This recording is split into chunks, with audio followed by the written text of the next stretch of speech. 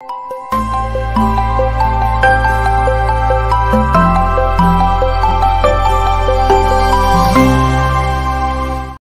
के सभी दर्शकों को मेरा नमस्कार। मेरा नाम है संदीप आर के सिंह और आज हमारे साथ श्री आनंद कुमार जी। सर, बहुत बहुत स्वागत आपका प्रारंभ पर। धन्यवाद। दर्शकों, एक बहुत बड़ी विभूति, मैं मनमोहन सिंह जी की बात नहीं कर रहा हूँ, मैं किशोर कुणाल जी की बात कर रहा हूँ। आचार्य किशोर कुणाल बहुत बड़ी विभूति। उनका देहावसान हुआ अभी तुरंत, और उनके बारे में जानना अति आवश्यक है। अद्भुत पर्सनैलिटी, आईपीएस अधिकारी रहे और उसके बाद महावीर ट्रस्ट के सर्वे सर्वा रहे। महावीर मंदिर जो है पटना में, वहाँ के आचार्य रहे और बहुत सारे सोशल कॉजेज में उनका बहुत बड़ा योगदान रहा। बहुत सारे अस्पताल, स्कूल्स, इस तरीके के कार्य उन्होंने किए अपने जीवन में। उनका संचालन किया, बहुत सारे लोगों को शिक्षा दी, सब कुछ, फ्री हेल्थ, सब जो है इन्होंने बहुत ईमानदारी से अपना कार्य किया। एक महत्वपूर्ण और कार्य किया था उन्होंने, वह था मध्यस्थता। 1990 और 92 के बीच में जब बाबरी विवाद जो ढांचा था, उसके विवाद को सुलझाने का प्रयास कर रही थी सरकारें, तब इनको मध्यस्थ बनाया गया। तो मैं आनंद सर से जानना चाहूंगा कि खैर उस विवाद का तो पटाक्षेप हो गया, पर किशोर कुणाल जी का क्या योगदान रहा? क्योंकि एक बात और है, मुझे याद है कि जैसे ही राम मंदिर बनने की प्रक्रिया शुरू हुई और ट्रस्ट बना और ट्रस्ट को दान देने की प्रक्रिया शुरू हुई, सबसे पहले इनका अनाउंसमेंट आया था कि 1 करोड़ रुपया श्री राम जी। जन्मभूमि तीर्थ क्षेत्र न्यास में महावीर ट्रस्ट की तरफ से दिया जाएगा। सबसे पहले कुणाल जी का ही आया था। तो आनंद सर, क्या भूमिका थी उनकी? जी, देखिए, भूमिका शुरू कीजिएगा तो उस समय में हुआ क्या था कि ये जो दौर था वो बिहार में उथल-पुथल का दौर था और उस समय काफ़ी राजनैतिक दबाव बनाया जा रहा था जो सत्ताधारी राजद पार्टी थी, उसकी तरफ से कि किसी तरह से इनका यहाँ से ट्रांसफ़र कर दिया जाए क्योंकि ये तो यहाँ पे अपराधियों को जीने नहीं देगा। तो उसकी वजह से जो दबाव था और दूसरे भी कुछ-कुछ कारण हुए और धीरे से उनका ट्रांसफ़र जो है वो केंद्रीय जो मंत्रालय था, वो मिनिस्ट्री जो थी उसमें ट्रांसफ़र हो गया। तो 90 से 92 के दौरान वो वहाँ पे ओएसडी थे और उस दौरान ही ये मध्यस्थता और ये सारी बाकी की जो बातें हैं, ये सब कुछ हुआ था।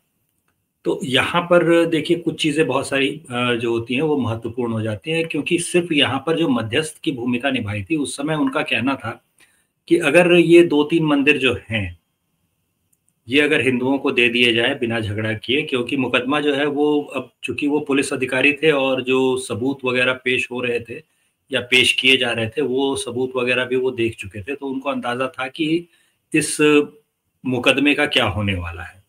तो मुकदमे का उन्हें अंदाज़ा तो हो गया था कि भई इस मुकदमे में क्या होने वाला है और जिस किस्म के सबूत पेश किए जा रहे हैं और जो सामने रखे जा रहे हैं तथ्य, हिंदू पक्ष के तरफ जाएगा ये मुकदमा, ये चीज़ उनको समझ में आ रही थी अच्छे से। ये हमेशा वो इंटरव्यू में बोलते भी रहे अपने, कि उन्हें ये पता था कि इस मुकदमे का नतीजा क्या होने वाला है, पुलिस अधिकारी होने के नाते और सबूत वगैरह देखने के नाते और काफ़ी ऊँचे पोज़ीशन्स पर से देखने के नाते। तो उन्होंने समझाने का प्रयास किया मगर बाद में जब 1992 की घटना एक बार हो गई, जब ज़मीन समतल कर दी गई, तो ज़मीन समतल कर देने के बाद जो है वो कोई बीच बचाव का जो कोई रास्ता था, वो बचा नहीं। अब जो है वो मुकदमेबाज़ी ही होगी, ये चीज़ उन्हें भी समझ में आ गई थी 92 के दौर में और आपको याद होगा कोर्ट में एक बड़ा ही विवादित था वो घटना ये थी कि उसमें जो बाबरी पक्ष के वकील थे, उन्होंने राम मंदिर का जन्मभूमि का जो नक्शा था, उसको अदालत में ही फाड़ दिया था। सबूत के तौर पे जो पेश किया गया था नक्शा, उसे अदालत में ही फाड़ दिया था। तो वो जो नक्शा क्या ये पेश किया आदमी गया था। दुष्यंत दवे थे? हाँ, वही। तो उन्होंने फाड़ दिया था नक्शा, तो वो जो नक्शा उन्होंने फाड़ा था, वो नक्शा किसी और ने नहीं दिया था, वो नक्शा जो है वो आचार्य किशोर कुणाल ने ही दिया था। और इस मुकदमे से जुड़े हुए उनके संबंध आप ऐसे समझ लीजिए कि के पराशरन वगैरह जो हैं, उनसे उनके संबंध लंबे समय तक अच्छे रहे, अभी भी अच्छे हैं मतलब अभी हाल तक अच्छे संबंध थे क्योंकि अ, महावीर मंदिर न्यास जो होता है वो सिर्फ़ पटना का महावीर मंदिर नहीं देखता, अयोध्या में जो अमावा मंदिर है, उसका काम भी देखने का जो ट्रस्ट होता है, उसमें भी आचार्य किशोर कुणाल थे और उसमें आचार्य किशोर कुणाल के साथ जो और लोग होते हैं, उसमें से एक के पराशरन भी होते हैं। तो के पराशरन उनके साथ दूसरे मंदिरों के मैनेजमेंट में भी अभी काम कर रहे हैं। अब उनका तो देहावसान हो गया, के पराशरन, और बाकी दूसरे लोग अभी बाकी हैं। तो आगे देखते हैं आगे क्या होता है, कैसे क्या होता है। क्योंकि अभी सिर्फ एक मंदिर ऐसा नहीं था जो आचार्य किशोर कुणाल देखते थे। कई कई ऐसे मंदिर हैं जो आचार्य किशोर कुणाल देखते थे। यहाँ तक कि जो भारत का या दुनिया का सबसे प्राचीन मंदिर माना जाता है, मुंडेश्वरी माता का मंदिर कहते हैं उसे। तो मुंडेश्वरी माता की जो प्रतिमा थी वो खोई हुई थी। कहाँ है, लापता है, कैसे है, कहाँ चली गई, ये किसी को पता नहीं था। उसे ढूंढ करके वापस लाने का जो काम था उसमें भी आचार्य किशोर कुणाल का काफी योगदान रहा था। तो बतौर अगर हम देखें कि धर्म के लिए उन्होंने क्या किया था, तो राम मंदिर आंदोलन के बाद राम मंदिर का जो मुकदमा चल रहा था 92 से लेकर के अभी तक का, इस पूरे दौर को उन्होंने देखा था। उस पूरे दौर में वो कई बार अदालत में पेश होते रहे। सबूत वगैरह जो इकट्ठा करने की ज़रूरत थी, वो सबूत इकट्ठा करने में के पराशरन और दूसरे लोगों की मदद करते रहे। जो भी सहयोग हो पाता है, और भी अन्य जो संत सन्यासी वगैरह वहाँ पे गवाह के तौर पर उपस्थिति अपनी दर्ज करा रहे थे, उन सभी से भी उनके संबंध उतने ही अच्छे रहे। तो राम मंदिर का जो फैसला आया उसमें उनका जो योगदान था, सिर्फ अगर उसे देखें, हम लोग भूल जाएं थोड़ी देर के लिए कि आईपीएस के तौर पे उन्होंने क्या किया, एक लेखक के तौर पे उन्होंने क्या लिखा, ये सारी चीज़ें हम लोग दरकिनार भी कर दें, सिर्फ राम मंदिर वाले फैसले के मामले में देखें तो उनका योगदान बहुत ज़्यादा था। और निस्संदेह हिंदुओं के लिए ये एक बहुत बड़ी क्षति है। लंबे समय तक उन्हें याद किया जाएगा उनके योगदान के लिए। जी, मुझे याद है, मैं जब 12th में पढ़ता था, 11th-12th में, तो कुछ दोस्त थे जो पटना के थे, जो हमारे साथ में रहते थे, हम इंजीनियरिंग के साथ में तैयारी करते, साथ में रहते भी थे। तो उनके माध्यम से मुझे पहली बार पता चला था कि पटना रेलवे स्टेशन के सामने महावीर मंदिर है और उसका जो प्रसाद है, वो अद्भुत होता है। जी। तो 1-2 बार वह प्रसाद लोग लेके आए, जब वहाँ से चलते थे सब तो फ़ोन पे बात हो जाती है कि ले आना। तो वह वाक़ई में देखिए, मतलब वो लड्डू जो है वो अद्भुत है। तो जो आजकल बात होती मंदिर, है। जी। जी, जी, बताएँ। मैं कह अक्सर रहा हूँ जो आजकल बात होती बात है। होती है कई जगह, मंदिरों से आता है कि प्रसाद में यह मिला दिया गया, वह मिला दिया गया। उस डिटेल तक कि वो जग में प्रचलित है वो, कि वो लड्डू जो है अद्भुत है, बहुत बढ़िया है वो देखिए, प्रसाद ये का। ऐसा इसलिए है क्योंकि कैंकरिया प्राश होते हैं, तिरुपति का जो मंदिर होता है उसमें जो लोग प्रसाद बनाते हैं उनको कैंकरिया प्राश कहा जाता है। ये लोग पारिवारिक रूप से जो है, परिवार का कोई एक बच्चा या परिवार के कुछ एक से ज़्यादा सदस्य भी कभी-कभी मंदिर का प्रसाद बनाने के काम में ही अपना जीवन अर्पित कर देते हैं। मतलब नौकरी वो और कोई नहीं ढूँढेगा, वो यही काम करेगा।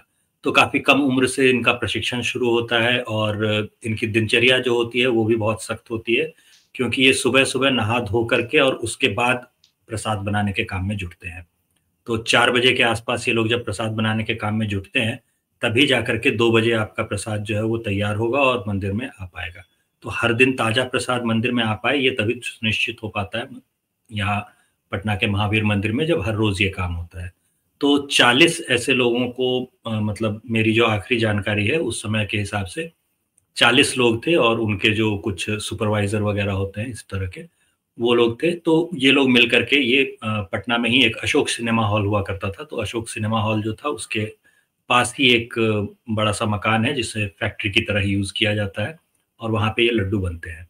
तो वहाँ पर से ये हर रोज़ बनने की जो प्रक्रिया है और इन 40 लोगों के रहने का इंतज़ाम, इनके खाने का इंतज़ाम, क्योंकि ये लोग सैलरी नहीं लेते। जो हुँ। प्रसाद बिकेगा, जो मंदिर का लड्डू जो बिकेगा, उस लड्डू के बिकने पर एक बहुत ही नॉमिनल सा परसेंटेज रखा हुआ होता है कि इतना प्रॉफ़िट जो है, वो रखा जाएगा और वो जो प्रॉफ़िट होता है, उसी में से उन्हें पैसा मिलता है। अलग से इन्हें सैलरी नहीं ये लोग लेते। तो काफ़ी मुश्किल काम है इस सेक्शन को मैनेज करना और उसे उन्होंने मैनेज करके रखा हुआ था। और आप जो सर्टिफ़िकेशन वग़ैरह की बात करते हैं ना, जैसे फ़साई का सर्टिफ़िकेशन हो गया या और भी फूड सेफ्टी के जो सर्टिफ़िकेशन होते हैं। प्रसाद के लिए एक अलग सर्टिफ़िकेशन आता है, हर मंदिर को प्रसाद को सर्टिफ़ाई करने के लिए एक संस्था है भारत में। तो ये जो सर्टिफ़िकेशन का काम होता है, ये सारे सर्टिफ़िकेशन का काम वग़ैरह भी सारा कुछ करवा के रखा गया है।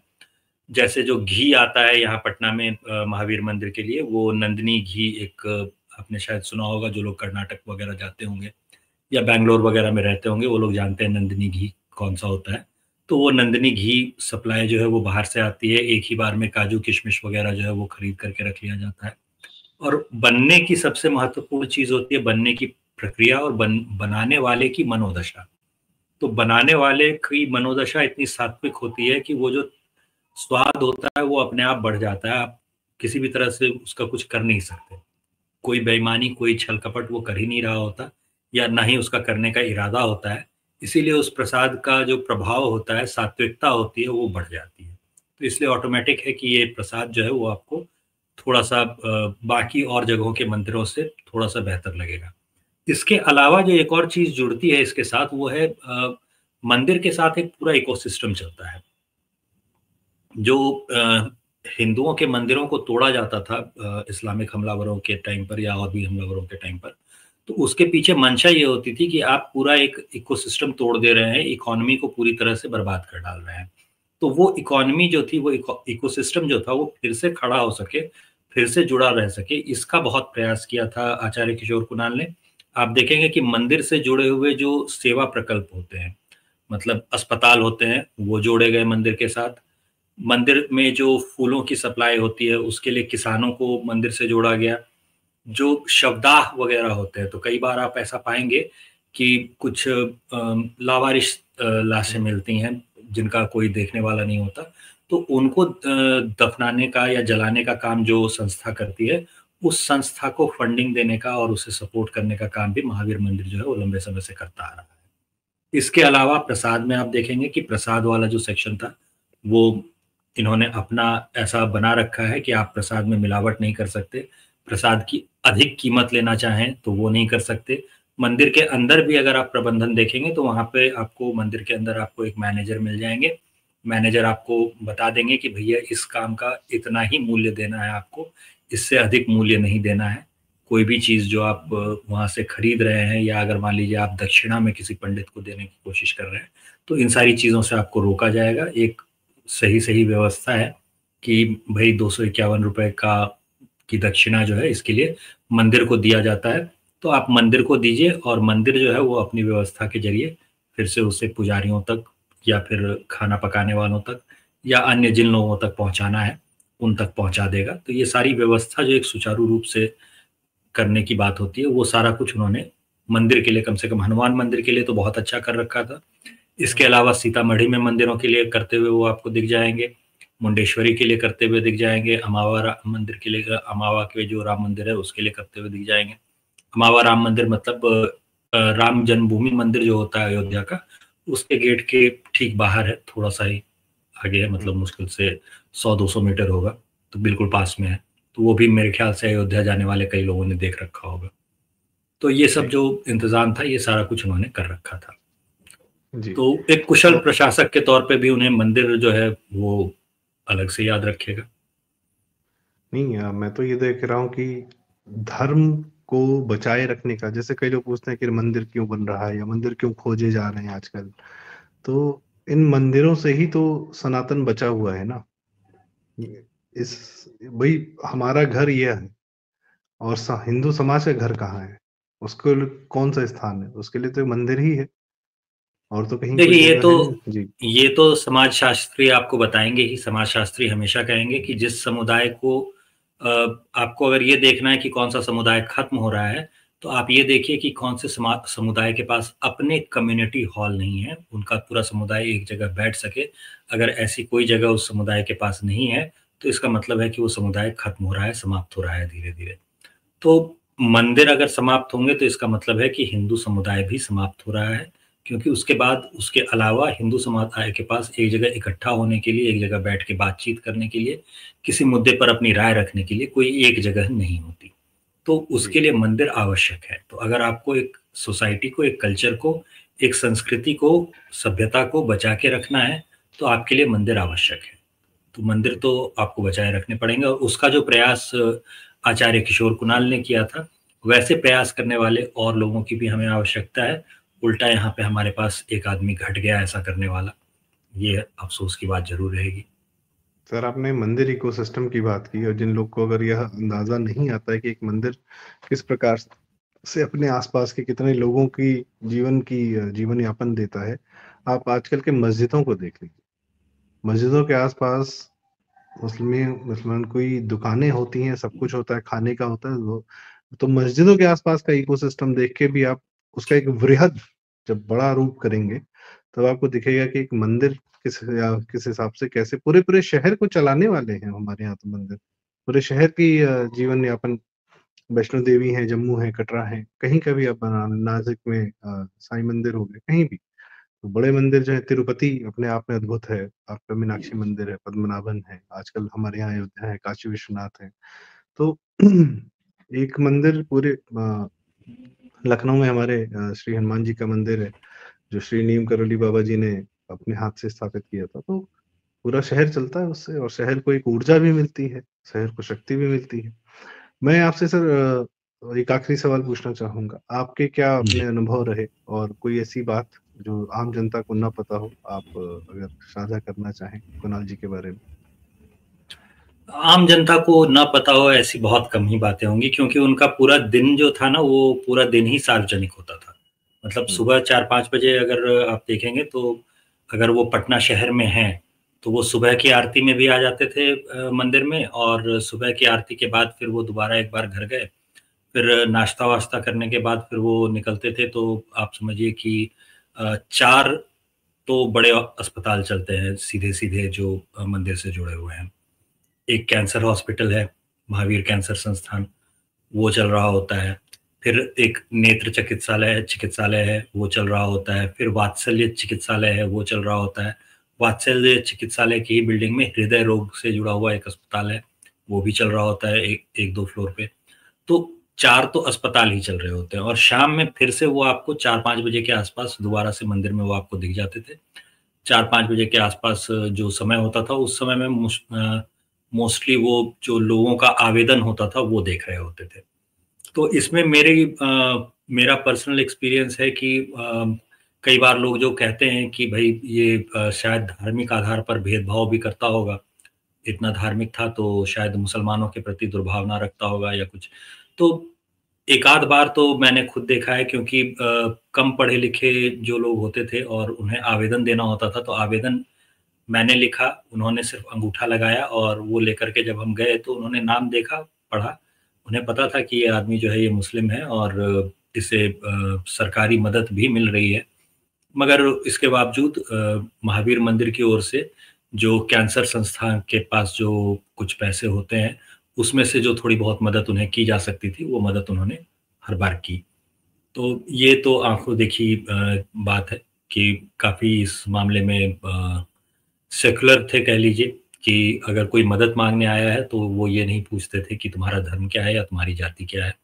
जो मदद बन पाती थी मंदिर से, वो हो जाती थी। और कोविड का काल जो हम लोगों ने देखा, तो कोविड काल में हम लोगों ने देखा था कि कैसे ऑक्सीजन सिलेंडर जो कि कहीं से इंतज़ाम नहीं हो पा रहा था, तो कैसे वो ऑक्सीजन सिलेंडर का इंतज़ाम करवा रहे थे, और वो ऑक्सीजन सिलेंडर जो है वो फिर बारी के हिसाब से एक सेट प्रोसेस के थ्रू लोगों को बाँटे भी जा रहे थे। तो वो कोविड और कोरोना काल में भी हम लोगों ने देखा है। तो ये सारी जानकारी जो है वो मेरे ख़्याल से उनका जो पूरा दिनचर्या उनकी जो थी, वो पूरी की पूरी सार्वजनिक थी। मतलब कम से कम पिछले 20 साल, 25 साल से।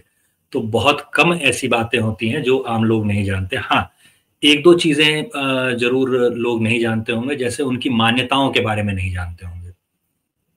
तो जैसे हम लोग बाबरी मस्जिद की बात करते हैं, तो जो मुकदमे का फैसला आया था, उसमें शायद आपको ध्यान होगा कि अधिकतर हम लोग मान के चलते हैं कि बाबरी मस्जिद जो थी, वो बाबर के किसी सिपहसालार मीर बाकी ने तुड़वाई थी और बनवाई थी। आचार्य किशोर कुणाल का मानना था कि ये दरअसल मीर बाकी ने नहीं तुड़वाई थी। ये मंदिर जो था, ये बाद तक एग्ज़िस्ट करता था, मतलब तुलसीदास के टाइम तक एग्ज़िस्ट करता था, और 1574-75 के आसपास तुलसीदास उसी मंदिर में बैठ कर के रामचरितमानस की रचना कर रहे थे। उनका मानना था कि ये मंदिर का जो ऊपर का ढाँचा था, ऊपर का हिस्सा जो जिसको गुंबद बना दिया गया था, उस हिस्से को बहुत बाद में 1660 के लगभग औरंगज़ेब का एक जनरल था फिदाई खान, जो कि उस इलाके का फैज़ाबाद इलाके का गवर्नर था उस समय, तो उसने तुड़वाया था। तो ये जानकारी लोगों को नहीं होती कि उनकी मान्यता क्या थी इस बारे में।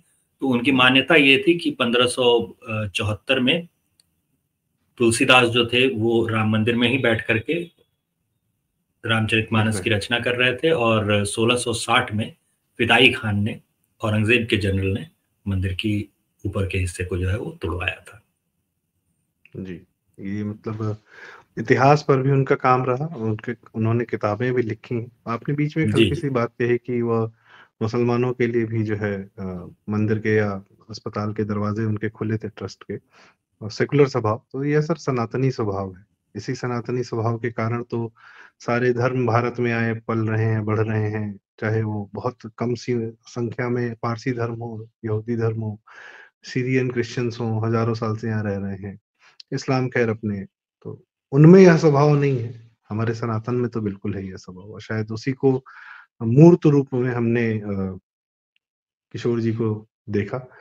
और जो जो आपने उन्हें उनकी दिनचर्या बताई, उनकी प्रक्रिया बताई, वो कुछ-कुछ योगी आदित्यनाथ जी की दिनचर्या और उनकी प्रक्रिया से, या मठ का भी जो कार्य है कि गोरखनाथ मंदिर में भी बहुत सारे स्कूल्स हैं, कॉलेजेस चलते हैं, अस्पताल चलता है, मंदिर में ही एक प्रांगण में ही अस्पताल अभी चलता है। मतलब जी, बिल्कुल अंतिम समय तक अगर कहा जाए, मतलब इस वर्ष तक कहा जाए, तो इस वर्ष भी उनका एक जो वैदिक गुरुकुल को स्थापित करने का प्रयास था वो जारी रहा। इस वर्ष उन्होंने एक वैदिक गुरुकुल की स्थापना कर दी थी। मतलब जिसमें कुछ बच्चे आकर के और वेदों हुँ, का अध्ययन कर सकें, इसका इंतज़ाम उन्होंने इस वर्ष ही किया है, और इस वर्ष से उसमें पढ़ाई वगैरह चल रही है, शुरू हो चुकी है। जी, कुछ बच्चे वहाँ पे अब रह रहे हैं और पढ़ रहे हैं। बहुत छोटे पैमाने पे शुरू हुआ है, ऐसा नहीं है कि उसमें कोई 500 हज़ार बच्चे रह रहे हैं, अभी 150 बच्चे ही हैं, लेकिन काम शुरू हो चुका है। बीज पड़ तो ये गया है। बिल्कुल, हाँ, बिल्कुल अंतिम समय तक भी आप कह सकते हैं कि कुछ न कुछ काम मंदिर का थोड़ा और आगे बढ़ जाए। मतलब मंदिर से जुड़ी हुई जो-जो चीज़ें होती हैं, या हुँ, पुराने ज़माने में होती थी, जैसे एक स्कूल या एक विद्यालय जो होता था, वो मंदिर से जुड़ा हुआ होता था। कुछ किसानों को रोज़गार जो है वो मंदिर दे रहा होता था। जी, कुछ पंडितों को रोज़गार जो है वो मंदिर दे रहा होता था। कुछ रसोइयों को, खाना पकाने वालों को हुँ, रोज़गार मंदिर दे रहा होता था। कुछ वैश्य व्यवसायी जो होते थे, उनको रोज़गार जो है वो मंदिर के ज़रिए मिल रहा था। तो ये सारा का सारा इकोसिस्टम महावीर मंदिर के आस-पास फिर से पनप सके, फिर से बन सके, इसका पूरा इंतज़ाम उन्होंने किया था, जी। अपने जीवन काल में। नहीं, आनंद सर, बहुत-बहुत धन्यवाद। आपने जो है कुणाल किशोर जी के बारे में इतना अद्भुत जानकारी हमें दिया, और मैं यह समझता हूँ कि एक एस्पिरेशनल इंसान, मतलब एक ऐसा role model, these are the people who can be termed as role models. ऐसा व्यक्तित्व होना चाहिए, ऐसा जीवन होना चाहिए, ऐसा कर्म होना चाहिए कि आप अपनी विधा में आगे तो हैं ही, और समाज के लिए रोल मॉडल्स हमारे भारतीय समाज में अभी आजकल दूसरी तरफ जा रहे हैं। पर इनके व्यक्तित्व को जानना बड़ा ज़रूरी है, इसीलिए मैंने कहा एक महान विभूति का आज देहावसान हुआ है। तो इन पर चर्चा या इनकी जानकारी या इन पर बात बहुत, बहुत, बहुत आवश्यक थी।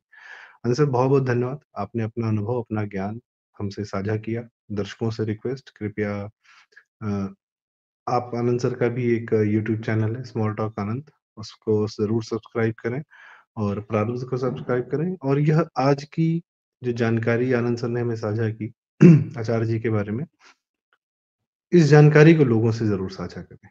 यही सनातन के असली पुरोधा हैं, और इन्होंने मतलब जो ध्वजवाहक होते हैं, यही लोग हैं, और ऐसा जीवन जीने का प्रयास किया जाए। आनंद सर, बहुत-बहुत धन्यवाद। इसी के साथ आज की चर्चा का यहीं समापन करते हैं। थैंक यू सो मच दर्शकों। चैनल को सब्सक्राइब करें, वीडियो लाइक करें, शेयर करें। ज़रूरी बातें हैं, ज़रूरी लोगों के बारे में ज़रूरी बातें की जा रही हैं, बस। और अपनी राय जो है, आपकी अपनी जानकारी, आपकी अपनी राय कमेंट्स में हमसे ज़रूर साझा करें। बहुत-बहुत धन्यवाद। नमस्कार, प्रणाम।